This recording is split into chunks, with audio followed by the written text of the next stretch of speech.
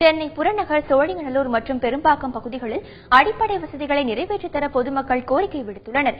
கைலாஷ் நகர், பெருமாள் நகர், மூகாம்பிகை நகர், ரத்தினம் நகர் உள்ளிட்ட பகுதிகளில் 3000க்கும் மேற்பட்ட மக்கள் வசித்து வருகின்றனர்.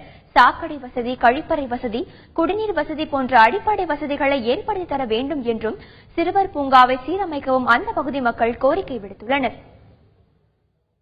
நாங்க 6 வருஷம் ஆச்சு. இது வரைக்கும் எந்த டெவலப்மெண்ட்டும் இல்லைங்க. பேசிக்கா எதுவும் இல்லைன்னா ஓகே பரவாயில்ல, நிதானமா வரும், நான் இது பண்ணிக்கலாம். பட் இது 6 இயர்ஸ் ஆச்சு. ஒரு ஃபண்டமெண்டல்ஸ் இந்த ரோடு சரி கிடையாது. நீங்க வரும்போது ஆக்சுவலா பாத்துருப்பீங்க எப்படி இருக்கு. சின்ன பெரிய ஜல்லி போட்டு அது ஒரு 6 months அப்படியே தான் இருந்தது.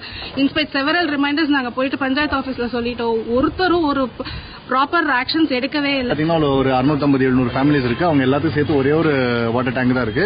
ஆனா அதுலயும் பத்தி கனெக்ஷன் எதுவுமே கிடையாது. ஒரு கட்டி வச்சிருக்காங்க, அவ்வளவுதான் தெரியும். அதே மாதிரி இங்க பாத்தீங்கன்னா எங்களுடைய ரோடு பாத்தீங்கன்னா இந்த ரோடு நாங்களே போட்ட ரோடு தான். இங்க இருக்கிற எல்லா மெம்பர்ஸும் சேர்த்து பைசா போட்டு இங்க இருக்கிற எல்லா ரோடு நாங்களே போட்டது தான். சோ இப்ப நாங்க கேட்கறதுலாம் ஒண்ணே இப்ப எங்களுக்கு தண்ணி போயிட்டு வரதுக்கு ஒரு நல்ல பாதை, அந்த லேஅவுட்ல இருக்கிற பார்க் இருந்தோன்னு குழந்தைங்க எல்லாம் விளையாடுறதுக்கு கொஞ்சம் வசதியாட்டு இருக்கும்.